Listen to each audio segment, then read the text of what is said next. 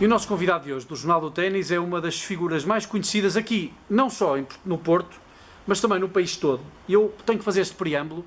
É o José Correia Pinto, mas no meio do ténis é o Zé Rato. Porque José Correia Pinto, acho que só mesmo na Federação, ou que não te põem lá Zé Rato, não é? Havia uma particularidade que o meu pai, quando eu tocava na Madeira, meu pai enviava as cartas com o meu nome completo e as cartas voltavam todas para trás. Eu tinha 17 anos nessa altura e eu estava a tocar no Hotel Sheraton e o meu pai estranhava e perguntava aos meus irmãos: o que é que está a passar? O teu irmão sempre foi para a Madeira? E os meus irmãos: mas é que ele não é conhecido lá por José Correia Pinto, nem José António Gonçalves Correia Pinto tampouco. É Zé Rato e as cartas iam para trás. Pois. José, mas há aqui uma necessidade de fazer aqui um preâmbulo, porque há uma característica que eu acho que está nas três áreas, isso é a minha opinião. Tu és um excelente jogador de ténis, és um excelente baterista, dos únicos, eu lembro-me do meu pai contar, o Zé Rato é dos únicos que toca com pauta, e foste um excelente handbolista, porque eu tive o prazer de te ver jogar na Académica de São Mamede. Portanto, a excelência e a qualidade em tudo aquilo onde tu te metes é uma das características que tu mais procuras, é? Por coração, por paixão.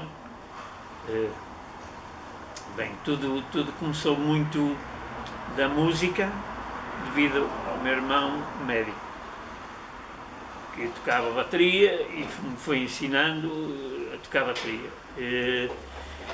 Depois ele, devido aos compromissos de medicina, é muito difícil conjugar as duas coisas, fiquei eu... Herdaste a bateria? Herdei a bateria dele. E depois passei também para um irmão mais novo. E aquilo foi uma paixão. Tocava horas e horas por dia.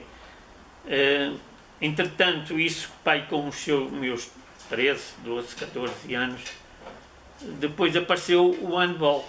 O handball, porque era na altura, toda a gente dali do bairro jogava handball e queria jogar na Académica de São Mamede, porque eram todos amigos e não sei o quê. E aquilo é uma paixão, porque tu íamos todos a pé treinar, fazíamos quilómetros a pé, voltávamos a pé, mas aquilo era uma coisa que nos...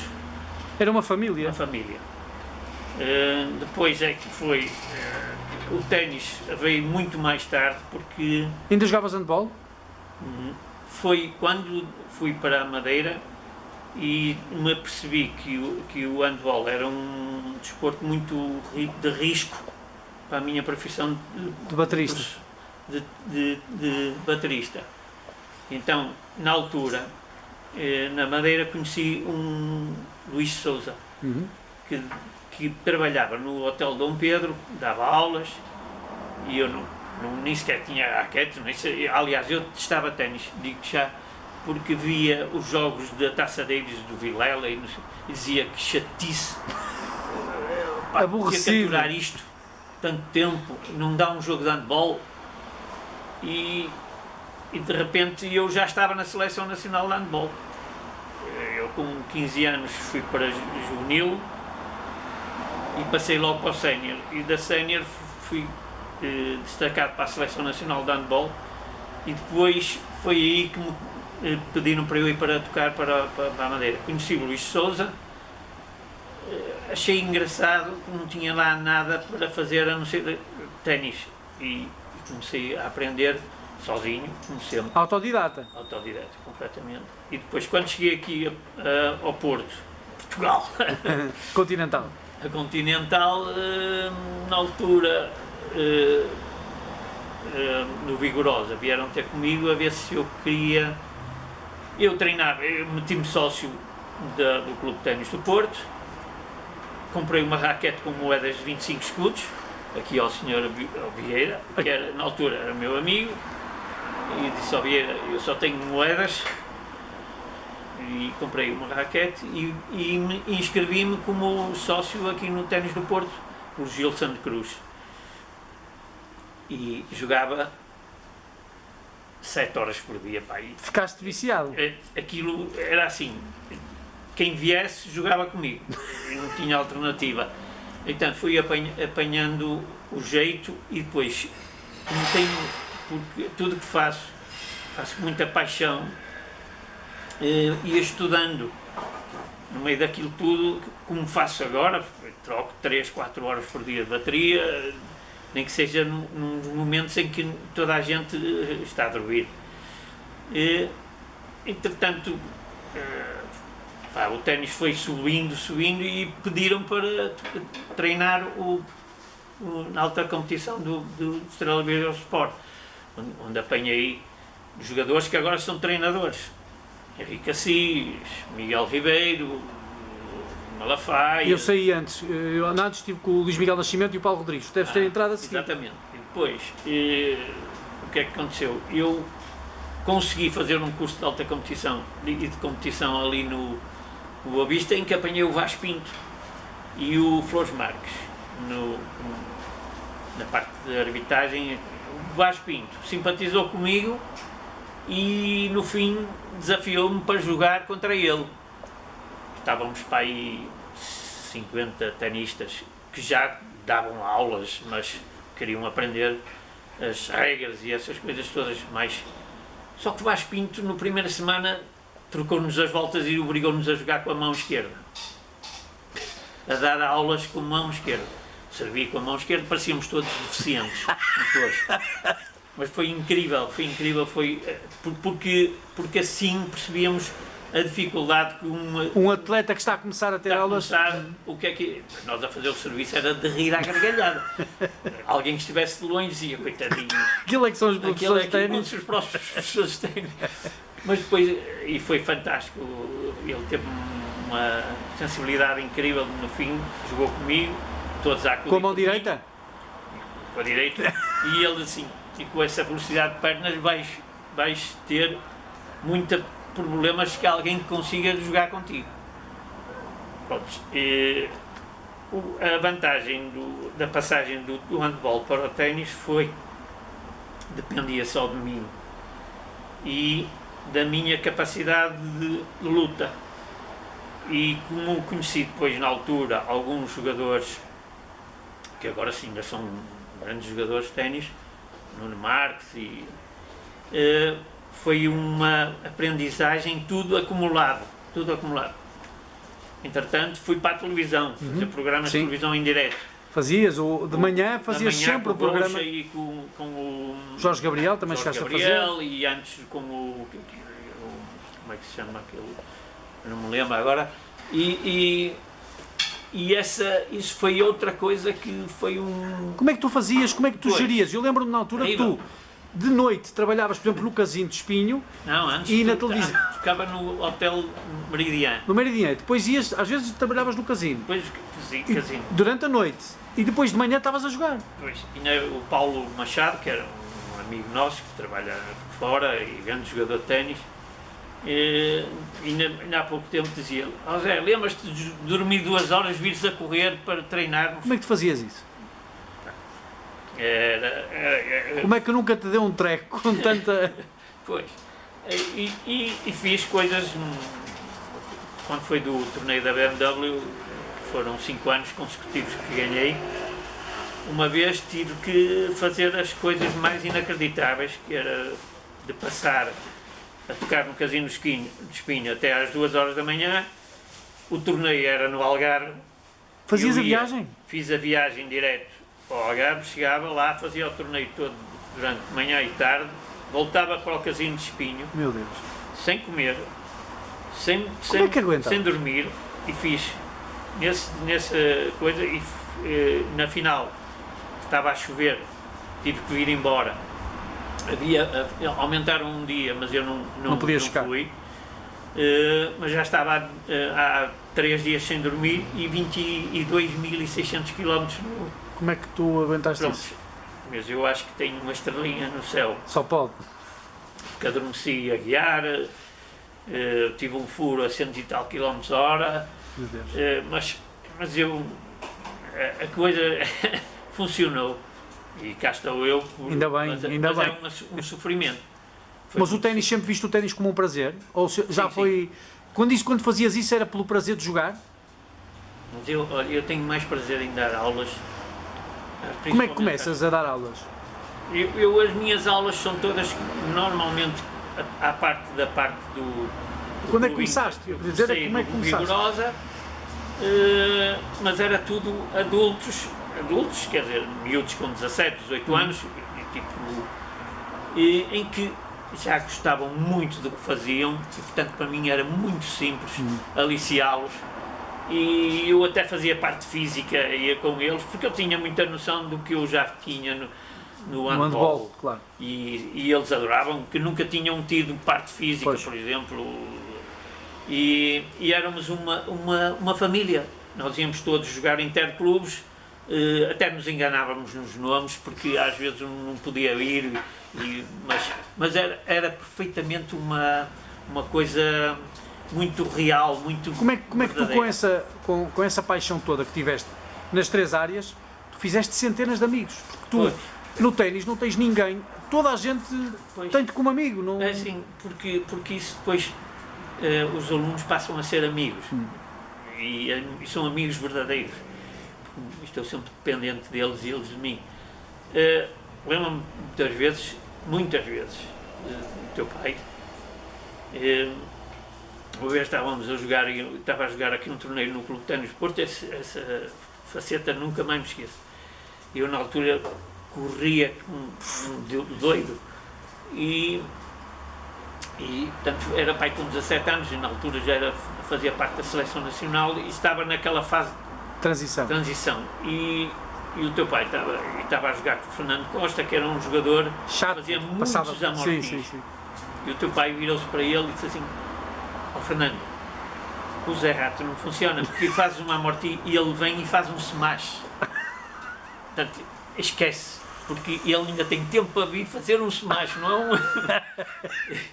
A bola não tinha baixado, já estavas lá. E uma vez também estava a jogar com o Nuno Carvalho e estávamos aí, uma bola foi em lobby e eu subi a rede para ir buscar a bola. E estava toda a gente a ver, porque na altura... E bateste a bola. E bati a bola. E ele disse assim: isto não é possível, vamos ver se isto no catálogo está. E o teu pai lembra-me perfeitamente disso, foi uma coisa que ficou sempre na minha memória. José, quando continuas a jogar, a dar aulas e na música, certamente foste criando aí pontes entre as 3 áreas. Pois, De certeza que amigos da música nunca pensaram que tu jogavas ténis, pois. mas depois com o tempo foram começando a perceber-se. Exatamente. Mesmo no handball, tiveste outro dia um encontro de handballistas, da seleção e da académica. É verdade. Se calhar muita gente nem sabia que tu jogavas ténis e foste campeão de ténis. Depois veio o campeão nacional. Estas coisas depois, alguns até deles associaram o ténis e também querem jogar ténis. Curiosamente, os mais velhos, porque é um desporto que não há contacto físico, é muito mais... em termos de música, normalmente os músicos não são Muito desporto, desportistas. é verdade. Mas curiosamente, eu tive aqui uma data em que estava a tocar no Meridian, em que me encontrei com os músicos paravam, faziam um night stop no Meridian e iam tocar ao Coliseu, entre os quais me lembro o Chicoria e a Electric Band. Portanto, eu tive a oportunidade de contactar com os miúdos músicos, neste momento são considerados virtuosos do mundo da música. Sim. Em que eu tenho fotografias deles todos, e um deles foi o Coria e a Electric Band, em que ficámos com eles. Eles disseram: o que é que vamos fazer amanhã? E eu disse: amanhã podemos ir correr. E o André Sarbi, que tocava comigo, Piano, sim. dizia assim: correr?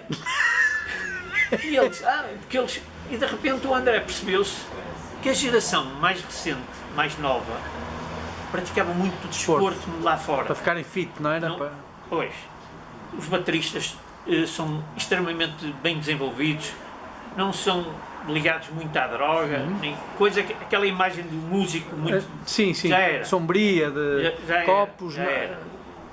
Existe de exceções, tudo, claro. Agora, no dia seguinte de manhã, às 9 horas da manhã, estavam eles a jogar no Vigorosa comigo. E jogavam e sabiam jogar.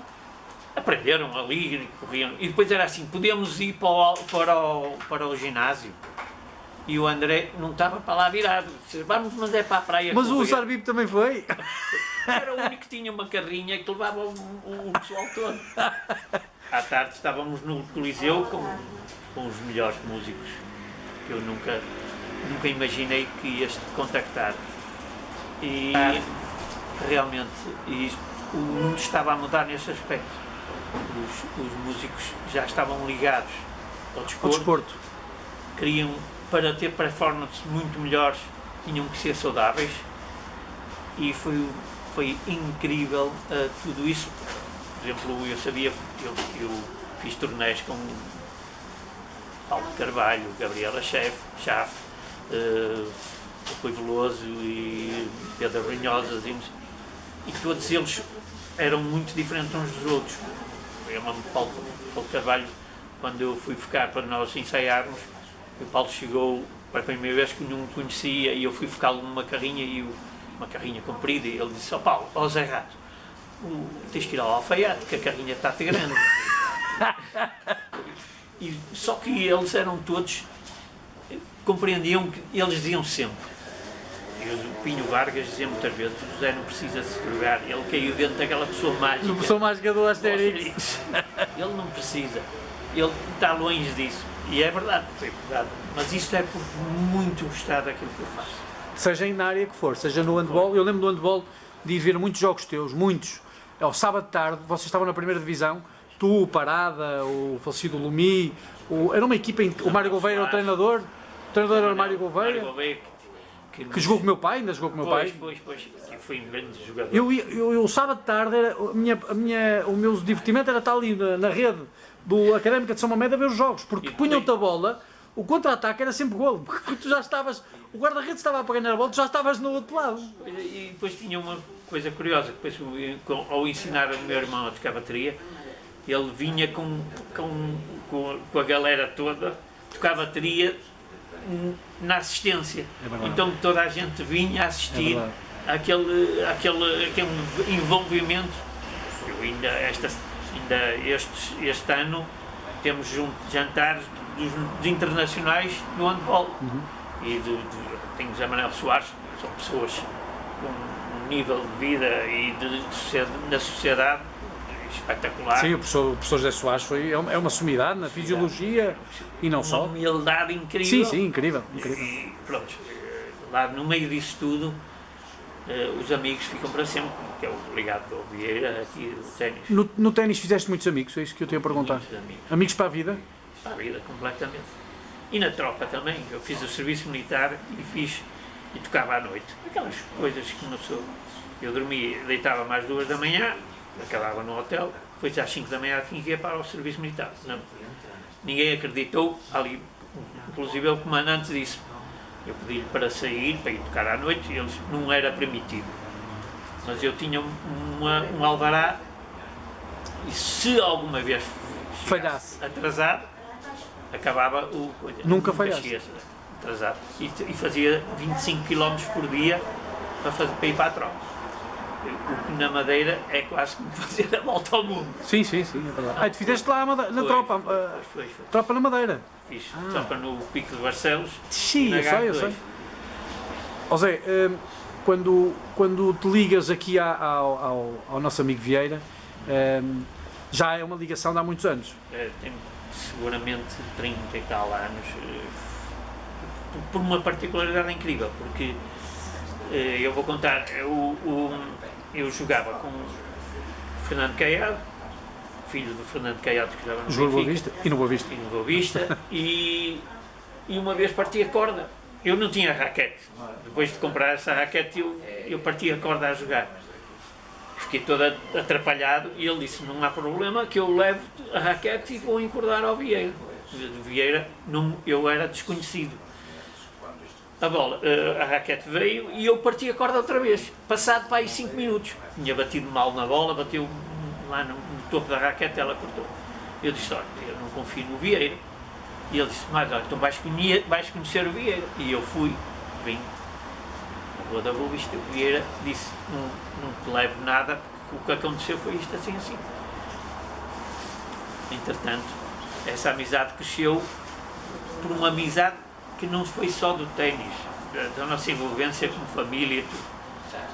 E percebi que nessa altura era a pessoa mais indicada e mais responsável para me aconselhar a fazer isto, a ter, ainda por cima, tive a oportunidade de, ainda há coisa de 3 anos atrás, conhecer o Trindade.